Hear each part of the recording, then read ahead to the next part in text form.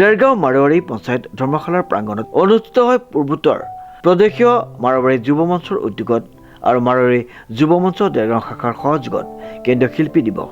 বিশেষভাৱে উপস্থিত থাকে ৰূপকোঁৱৰ জ্যোতিপ্ৰসাদ আগৰৱালাদেৱৰ কন্যা জয়শ্ৰী চলিহা। অনুষ্ঠানভাগিত বিভিন্ন কাৰ্যসূচী পুৱা 10 বজাত গোলাঘাট জিলা ভিত্তিত কবিতা আবৃত্তি আৰু চিত্ৰাংকন প্ৰতিযোগিতা, দিনৰ 2 বজাত ৰূপকোঁৱৰ জ্যোতিপ্ৰসাদ আগৰৱালাৰ প্ৰতিচ্ছবিত মাল্যাৰ্পণ আৰু শ্ৰদ্ধাঞ্জলি, দিনৰ 2:30 মুকলি সভা আৰু সম্বৰ্ধনা, বিয়লি 4 বজাত বঁটা বিতৰণী আৰু বিয়লি 5 বজাত সাংস্কৃতিক অনুষ্ঠান ৰূপায়ণ কৰা হয়। প্ৰদেশীয় মাৰোৱাৰী যুৱ মঞ্চৰ উদ্যোগত মাৰোৱাৰী যুৱ মঞ্চ দেৰগাঁও শাখাৰ সৌজন্যত আজি প্ৰথমবাৰৰ বাবে দেৰগাঁৱত কেন্দ্ৰীয়ভাৱে আমি সুযোগ পাইছো যে এই শিল্পী দিৱস আয়োজন কৰিব পাৰো।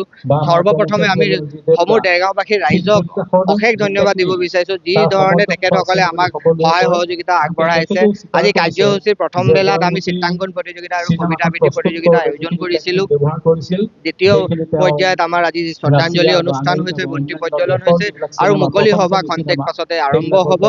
মুকলি সভাত আমাৰ বিশিষ্ট অতিথি ৰূপে আমাৰ মাজত উদ্বোধক ৰূপে উপস্থিত আছে জ্যোতিপ্ৰসাদ আগৰৱালাৰ জীয়েক জয়শ্ৰী চলিহা বাইদেউ, লগতে নিৰ্দিষ্ট বক্তা ৰূপে আমাৰ মাজত উপস্থিত আছে জ্যোতিলেখা হাজৰিকা বাইদেউ ডাঙৰীয়নী, আৰু তেখেতৰ লগতে বিভিন্ন প্ৰান্তৰ পৰা আজি মাৰোৱাৰী যুৱ মঞ্চৰ সদস্যবৃন্দ আমাৰ ইয়াত উপস্থিত হৈছে। বিভিন্ন বিশিষ্ট ব্যক্তিসকল উপস্থিত আছে।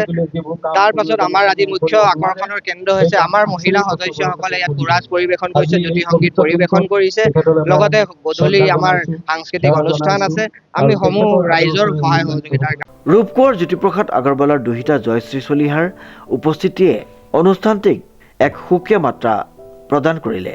পূৰ্বোত্তৰ প্ৰাদেশীয় মাৰোৱাৰী যুৱ মঞ্চৰ সভাপতি ৰাজ চৌধুৰীয়ে সভাপতিত্ব কৰা মুকলি সভাত নিৰ্দিষ্ট বক্তা আৰু নিৰ্দিষ্ট অতিথিসকলে অসমীয়া জাতি, সমাজ, সাহিত্য, সংস্কৃতি, গীত, বোলছবি আদিলৈ জ্যোতিপ্ৰসাদ আগৰৱালাই আগবঢ়োৱা অমূল্য আৰু চিৰবন্দিত অৱদানসমূহৰ কথা গভীৰভাৱে সোঁৱৰে।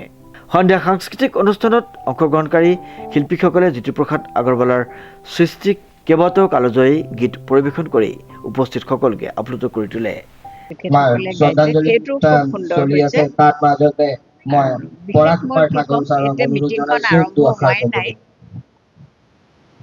পিছত যিখিনি ইয়াৰ কাৰ্যসূচী হয় সেইখিনি দেখিলে মই আনন্দ পাম। আজি সকলোকে মই মৰম আৰু আশীৰ্বাদ জনাই ইমানতে মুহূৰ্ত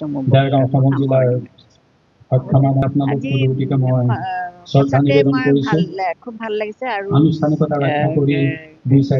তেখেতৰ কাৰণে আজি অসমৰ ৰাইজে তেখেতক ইমান মৰম দিছে, তেখেতৰ কাৰণে আজি আমি ইমান এটা সন্মান পাইছো।